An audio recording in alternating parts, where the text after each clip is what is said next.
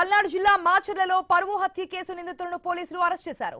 పరువు హత్యలో తండ్రితో పాటు మరో నలుగురిని అదుపులోకి తీసుకున్నారు. కూతురు ప్రేమ వివాహం చేసుకుందని కోపంతో రగిలిపోయిన తండ్రి మరో ముగ్గురితో కలిసి ఆమెను హత్య చేశాడు.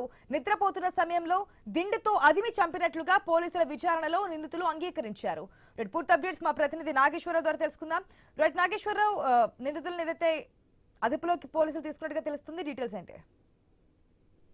ఏదైతే పల్నాడు జిల్లా మాచర్లలో హృదయ విదార ఘటన అయితే వెలుగులోకి వచ్చింది. పరువు హత్యగా భావిస్తున్న ఈ కేసులో యువతి చౌడమ్మను అయితే కిరాతకంగా హత్య చేసిన ఘటన కలకలం రేపుతుంది. అయితే ప్రేమ వివాహం చేసుకున్నందుకు కోపంతో తండ్రి ఈ దారుణానికి పాల్పడ్డాడని పోలీసులు అనుమానించిన పరిస్థితి అయితే ఉంది. అయితే దీనికి సంబంధించి అయితే కుటుంబ పరువు పేరుతో జరిగిన ఈ అమానుష ఘటనతో తండ్రితో పాటు మరో నలుగురిని అయితే పోలీసులు అదుపులోకి తీసుకున్నారు. నిద్రలో ఉన్న సమయంలో దిండుతో ఏదైతే అదిమి చంపినట్లుగా విచారణలో బయటపడింది. అయితే సమాజాన్ని కలవరపెడుతున్న ఈ ఘటనపై ప్రతి ఒక్కరు కూడా ఆగ్రహం వ్యక్తం చేస్తున్నారు. ఈ ఘటనతో మాచర్ల ప్రాంతంలో తీవ్ర ఉద్రిక్తత నెలకొన్న పరిస్థితి అయితే ఉంది. సమాచారం అందుకున్న వెంటనే పోలీసులు కూడా దీనికి సంబంధించి ఏదైతే వారిని తండ్రి వారితో పాటు నలుగురిని ఏదైతే తీసుకున్నారో మృతదేహాన్ని స్వాధీనం తీసుకున్నారో గత నెలలో ఈ ఘటన చోటు చేసుకుంది. అప్పుడు ఏదైతే తన కూతురు ఆత్మహత్య చేసుకుంది, ఉరి వేసుకుందని చెప్పేసి పోలీసులకు తామే కంప్లైంట్ ఇవ్వడం జరిగింది. అయితే గత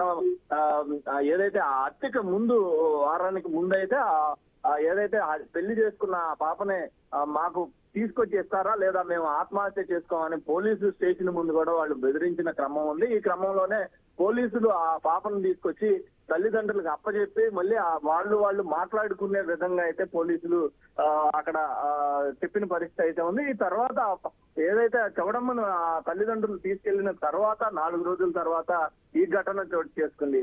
ఈ యొక్క తండ్రే కూతురు పట్ల యమపాసం లాగా కారణం అవడంతో కూడా మాచర్ల పట్టణంలో ప్రాంతంలో ప్రజలందరూ కూడా అతన్ని చేదరించుకున్న పరిస్థితి అయితే మనకు కనిపిస్తుంది.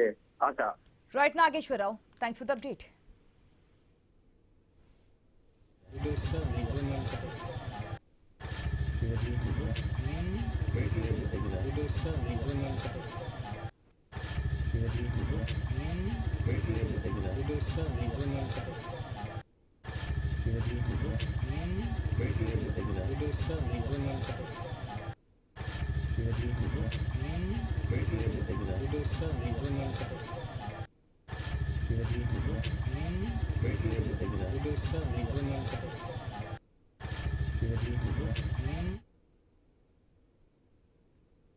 అమరావతికి చట్టబద్ధత కల్పిస్తుంటే జగన్ ఓర్వలేకపోతున్నారని టీడీపీ